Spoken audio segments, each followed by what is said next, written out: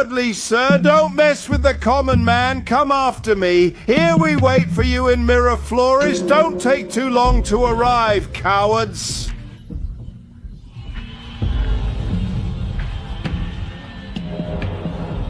Come after me, coward!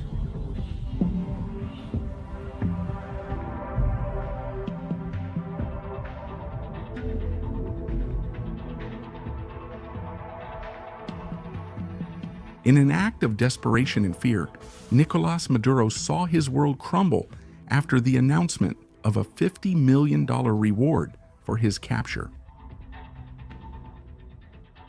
Since then, the Venezuelan dictator has been changing hiding places every night, surrounded by security guards and immersed in a constant state of tension.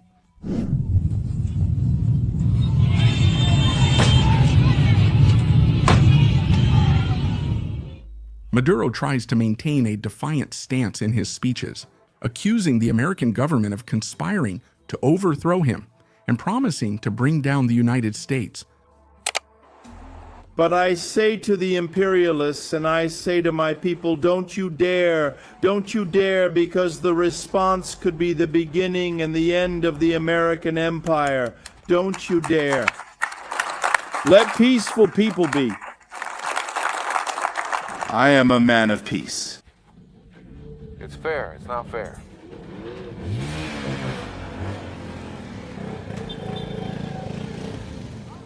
But behind the scenes, his actions show insecurity and growing fear that the noose is tightening. History shows that challenging a military power like the United States is not a good idea. Welcome to Life in the Barracks.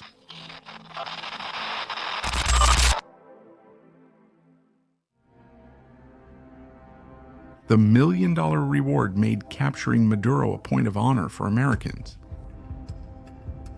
Analysts point out that he could seek refuge in countries like Russia, Iran, China, or even Brazil, due to the close relationships he maintains with the leaders of those nations.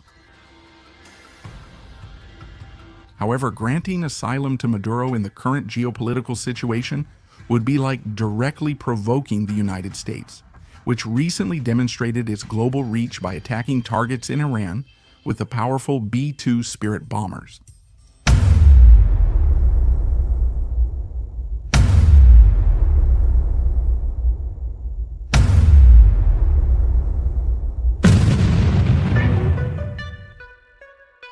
World history shows several cases where dictators were forcibly removed. Saddam Hussein was captured in 2003, being pulled out of a hideout in Iraq.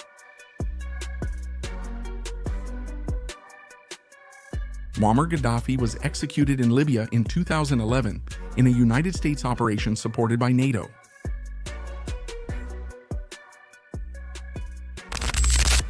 Manuel Noriega of Panama was arrested and brought to the United States in 1989. And the most wanted of all, Osama bin Laden, who evaded capture after September 11th, was found and killed by special forces in Pakistan.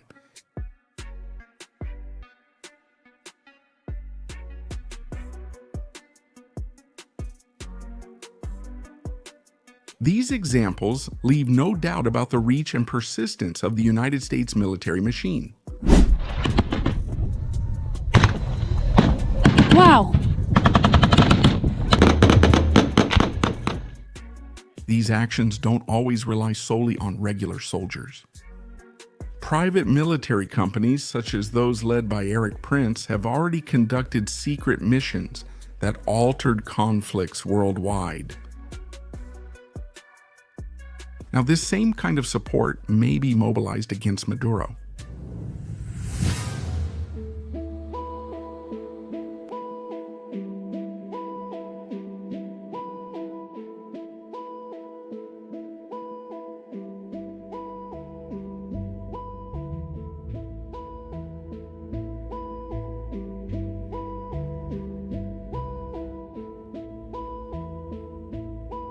During Barack Obama's administration, the United States saw democracy decline in Venezuela, but only imposed sanctions and backed the opposition.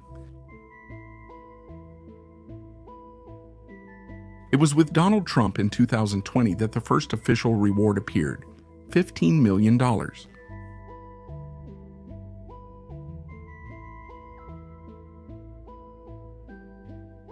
Under Joe Biden, the amount increased to $25 million. In January 2025, after the electoral fraud in Venezuela. But with Trump's return to the presidency, the amount was doubled to $50 million, even surpassing the reward for Osama bin Laden. With gold at the rainbow's end, the operation against Maduro involves not only the United States Armed Forces, but also international mercenaries and private military companies, and even information passed on by the feared Mossad, which is Israel's secret intelligence service.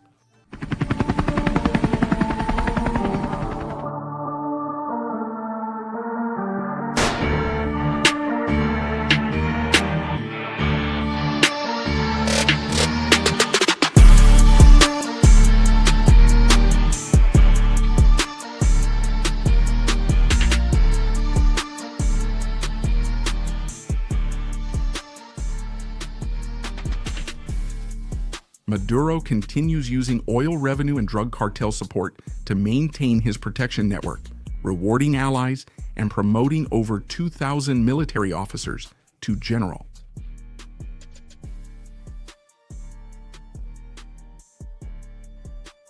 But these acts of bribery are far from protecting him from internal betrayals, especially when $50 million are at stake.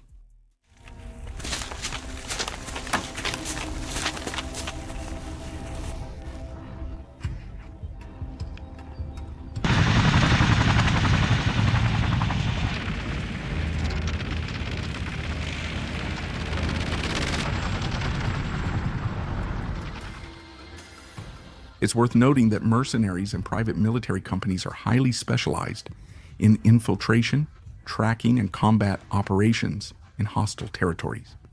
Often act where regular forces can't or won't get directly involved. These companies bring together former elite soldiers, intelligence agents, and specialists in unconventional warfare, trained to handle unstable and high-risk environments. Over the past decades, these forces have operated in war zones such as Iraq and Afghanistan, carrying out escorts, reconnaissance missions, and offensive actions. Also active in civil conflicts in Africa, including Somalia, the Central African Republic, and Mali.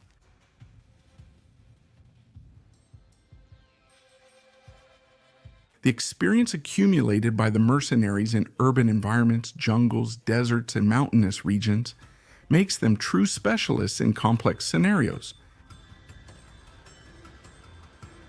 When diplomacy fails, and the official presence of foreign troops would be politically delicate or unfeasible, private military companies step in. And with a $50 million motivation, Maduro became the world's main target. In wealthy Venezuela, the country is mired in economic crisis and repression. The temptation to give up Maduro's location in exchange for the reward could come from anywhere, even from inside the barracks themselves.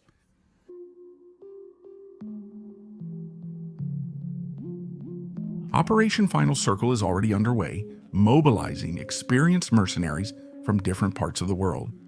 In addition to hacker groups specialized in digital espionage, who monitor every move of the members of the Chavista government.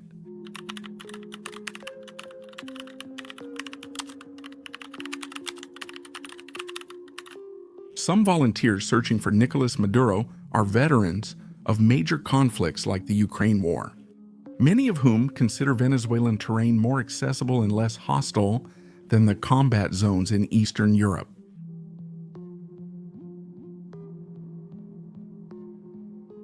However, for those who think that overthrowing Maduro is an easy task, it's because they don't know and haven't studied the real theater of operations.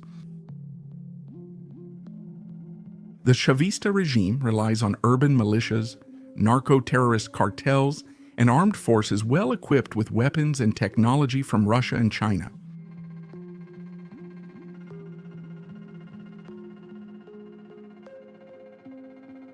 Every move by Maduro is calculated, as he avoids staying in the same place and limits his public appearances, trying to confuse his pursuers.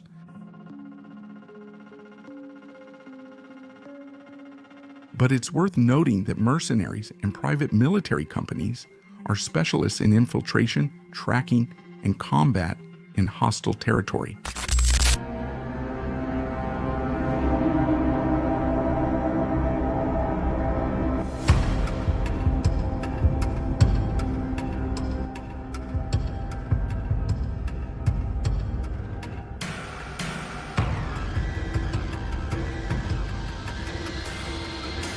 These forces have operated in various environments, from wars in Iraq and Afghanistan to civil conflicts in Africa, making mercenaries true experts in hostile environments.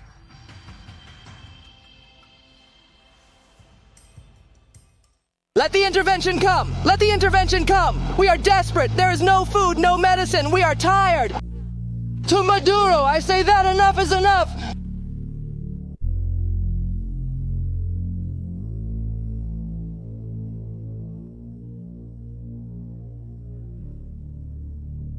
Each tick-tock of the clock represents one less second that can bring the Venezuelan people the much-desired freedom.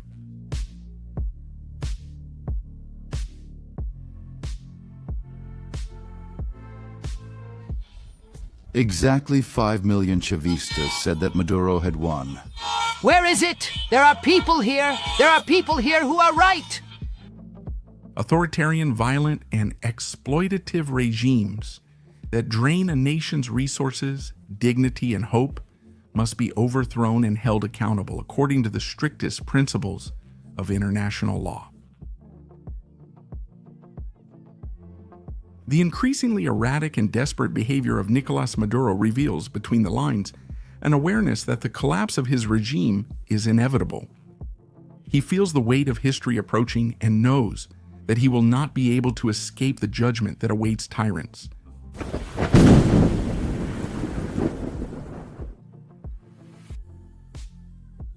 Do you believe that Maduro will be captured this year, or will he escape once again? Leave your tic-tac in the comments and tell us what you think about this historic hunt.